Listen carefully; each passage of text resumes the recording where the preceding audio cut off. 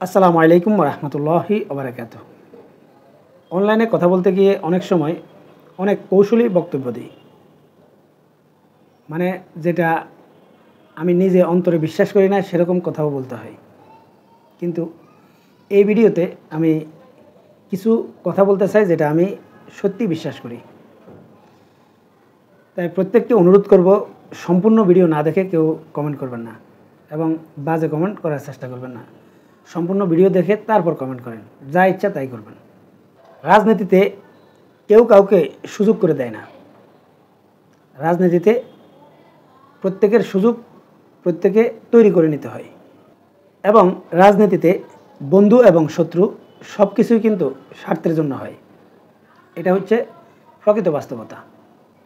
যেমন 5 আগস্টের আগে যতদিন পর্যন্ত বিএনপির সাথে জামাত জোটে ছিল ততদিন পর্যন্ত কোনো দিন আপনারা কি এই বক্তব্য শুনে বিএনপির কোনো নেতার মুখে যে জামাত রাজাকার, তারা স্বাধীনতা বিরোধী দল?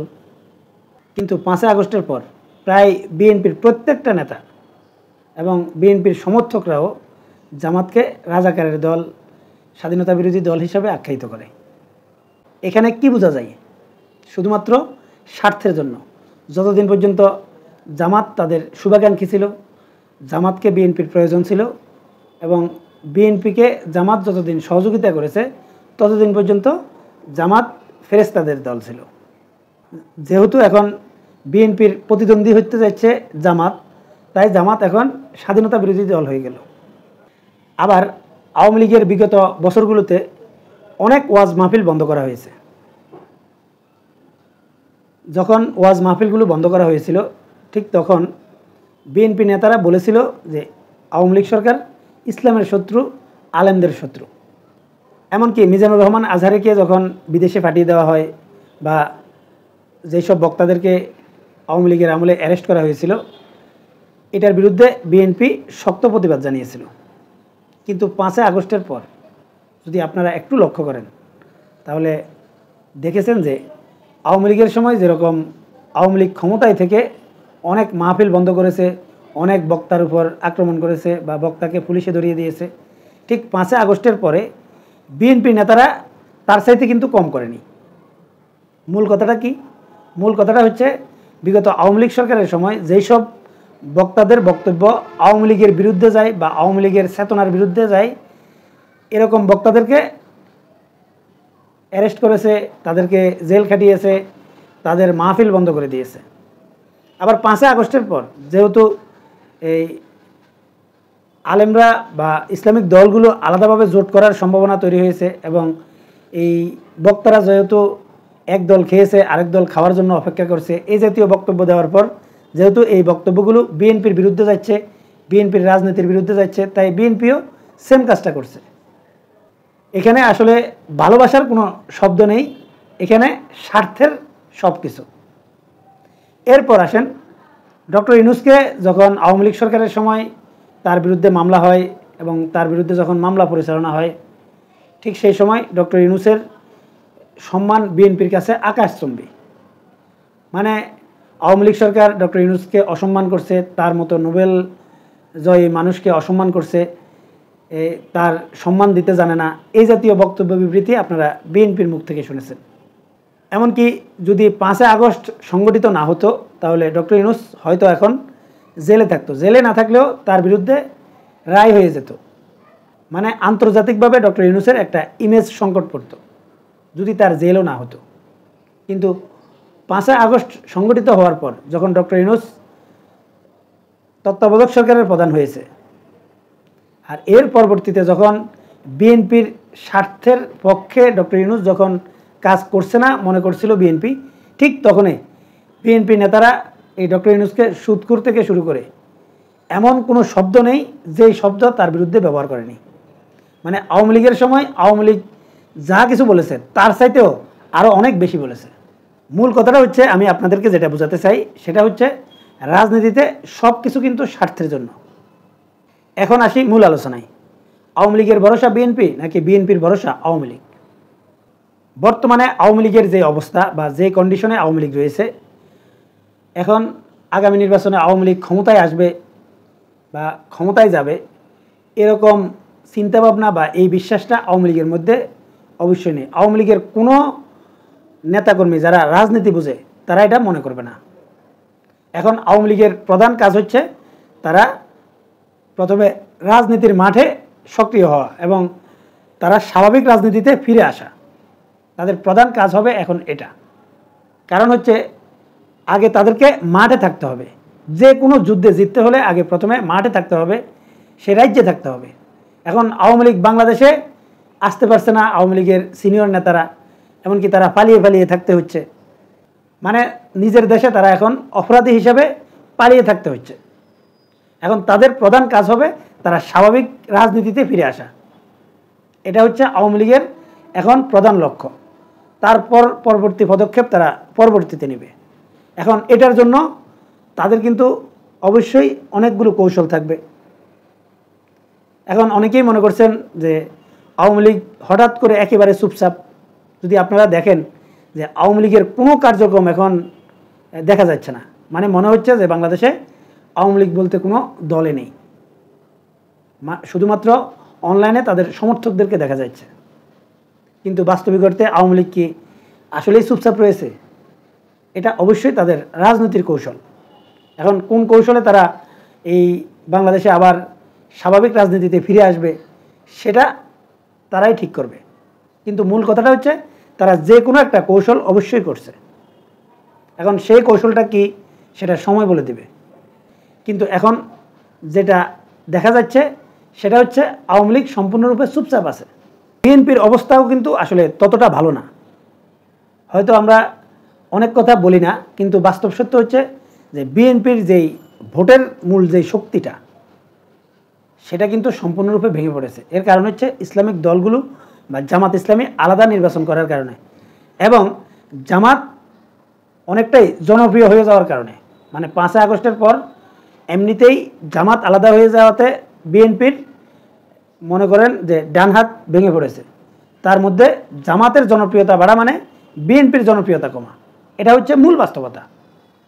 এটা যারা বিএনপি সমর্থন করেন বা জামাত সমর্থন করেন বা অন্য দল সমর্থন করেন প্রত্যেকে এটা অবশ্যই স্বীকার করতে হবে। যদি আপনি কাঠের চশমা লাগিয়ে থাকেন চোখে তাহলে সেটা বুঝবেনও না, দেখবেনও না। মূল বাস্তবতা হচ্ছে বিএনপির কিন্তু আগের সেই জনপ্রিয়তা নেই। মানে বিএনপির ইতিহাসে আপনি যে নির্বাচনগুলো দেখবেন এই নির্বাচনগুলোতে বিএনপির যে জনসমর্থন এটা কখনো 35, 36 বা 40% উপরে হয়নি। এখন আপনারা যদি জামাতকে 15%ও ধরেন তাহলেও বিএনপির জনসমর্থন কতটা কমবে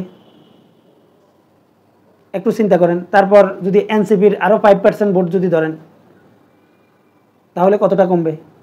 সবগুলো মিলিয়ে বিএনপি নেতারা যে স্বস্তিতে আছে এটা পাগলেও বিশ্বাস করে না। মানে বিএনপি আসলেই অস্বস্তিতে আছে এই ইসলামিক দলগুলোকে নিয়ে, বিশেষ করে জামাতকে নিয়ে।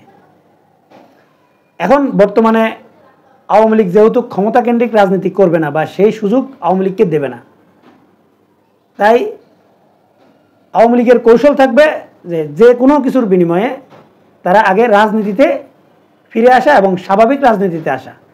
তাদের প্রধান কাজ হবে সেটা। এখন তাদের জনসমর্থন কত পার্সেন্ট আছে এটা মূল বিবেচ্য বিষয় না। তাদের মূল বিবেচ্য বিষয় হচ্ছে তারা প্রথমে রাজনীতির মাঠে স্বাভাবিক রাজনীতিতে ফিরে আসতে হবে। এখন এটার জন্য আওয়ামী লীগ নিশ্চয়ই কৌশল করছে এবং সেই কৌশলের অংশ হিসাবে আপনি নিশ্চিত থাকেন যে আগামী নির্বাচনে আওয়ামী লীগ যে কোনো উপায়ে অংশগ্রহণ করবে। আমি এখনও বিশ্বাস করি আওয়ামী লীগকে নিষিদ্ধ করবে না বা করা সম্ভব না। কিন্তু ডক্টর ইউনূস যেহেতু ক্ষমতায় আছে এবং আপনারা যদি একটু বিচার বিশ্লেষণ করেন তাহলে বুঝতে পারবেন যেহেতু ডক্টর ইউনূস একজন ব্যবসায়ী, ব্যবসায়ীদের মূল টার্গেট থাকে তাদের ব্যবসাটি কেন।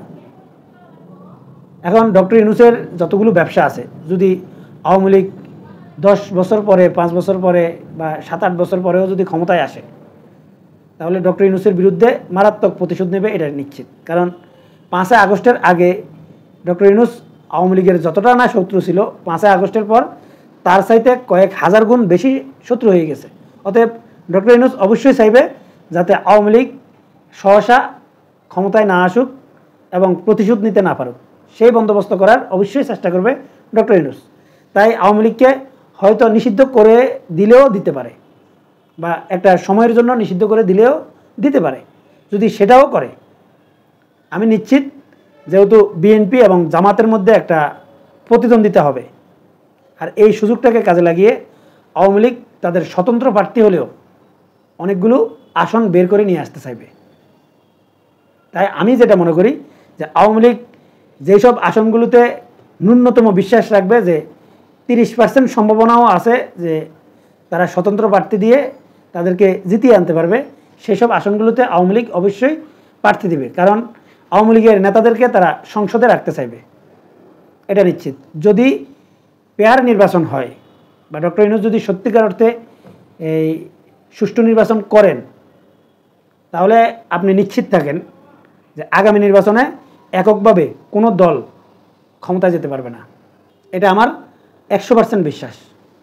আর আরেকটা যেটা কৌশল, সেটা হচ্ছে যে আওয়ামী লীগকে নিষিদ্ধের ব্যাপারে এনসিপি এবং জামাত যেভাবে মাঠে নেমেছে, বা এনসিপির ডাকে যেভাবে জামাত গিয়েছে, এতে জামাতের প্রতি আওয়ামী লীগের সমর্থকরা আসলে কিছুটা হলেও বিরক্ত। কিন্তু বিএনপি যেভাবে আওয়ামী লীগের পক্ষে কথা বলতেছে, এতে বিএনপির কোনো সমালোচনা করছে না বর্তমানে আওয়ামী লীগের নেতাকর্মীরা। কিন্তু আওয়ামী লীগের নেতাকর্মীদের বিরুদ্ধে যত অ্যাকশান, যত প্রতিশোধ, সব কিছু নিয়েছে কিন্তু বিএনপির নেতাকর্মীরা। তারপরেও বিএনপির বিরুদ্ধে আওয়ামী লীগ একটা কথাও বলেনি। এখন আমি যেটা মনে করছি সেটা হচ্ছে, বা আমি যেটা বিশ্বাস করি সেটা হচ্ছে, যদি সত্যিকার অর্থে আগামী নির্বাচনে আওয়ামী লীগের সমর্থকরা যদি বিএনপিকে ভোট না দেয়, বিএনপি সরকার গঠন করতে পারবে কিনা আমার সেটাতেও সন্দেহ রয়েছে। কিন্তু বিএনপির প্রাথমিক অবস্থা থেকে যে কৌশলগুলো করেছে আওয়ামী লীগকে নিয়ে, যে তারা মনে মনে চায় আওয়ামী লীগ নির্বাচনের মাঠে না থাকুক, বা সত্যিকার অর্থে যদি ডক্টর ইউনূস যদি আওয়ামী লীগকে স্বাভাবিক রাজনীতি করতে দেয়, দেখবেন এই আওয়ামী লীগের প্রধান শত্রু হয়ে যাবে বিএনপি। এটা লিখে রাখতে পারেন। কারণ আওয়ামী লীগের কোনো নেতাকে স্বস্তিতে নির্বাচন করতে দেবে না বিএনপির নেতারা, এটা ধরে রাখতে পারেন। তাই বিএনপি যেসব কৌশলগুলো অবলম্বন করেছে, এই কৌশলে আগামী নির্বাচনে আওয়ামী লীগের যদি প্রার্থী না থাকে বা মার্কা না থাকে, তাহলে আওয়ামী লীগের সাধারণ যে ভোটাররা রয়েছে বা যে সমর্থকরা রয়েছে, এদের প্রচুর ভোট বিএনপি পাওয়ার সম্ভাবনা রয়েছে। কারণ বিএনপি সেই কৌশলগুলো করছে বা সেই কৌশলে এগিয়ে রয়েছে। আর এই কারণে আগামী নির্বাচনে এখন পর্যন্ত বিএনপিকে আমি মনে করি ক্ষমতায় যাওয়ার জন্য সবচাইতে এগিয়ে। না হয় আমি এটা নিশ্চিত বলে দিতে পারি যে বিএনপি আগামী নির্বাচনে ক্ষমতায় যাওয়া সম্ভব না। এখন অনেকেই বলতে পারেন তাহলে কারা যাবে, জামাত চলে যাবে? না, আমি সেটাও মনে করি না। আমি মনে করি যে বিএনপি যেরকম ভূমিধস বিজয় পাওয়ার কথা, যদি 5 আগস্টের আগে আওয়ামী লীগ সরকার যদি সুষ্ঠু নির্বাচন দিত, তাহলে এটা নিশ্চিত থাকতে পারেন যে বিএনপি 250 বা 200-র উপরে আসন পেত। কিন্তু সে আসন বিএনপি পাবে না। মানে আমার যতটুকু বিশ্বাস 110, 20, 30 এর মধ্যেই থাকতে পারে সর্বোচ্চ। এখন এটা দিয়ে তো আর এই সরকার গঠন করা সম্ভব না। তাই অবশ্যই অন্য দলের সহযোগিতা লাগবে।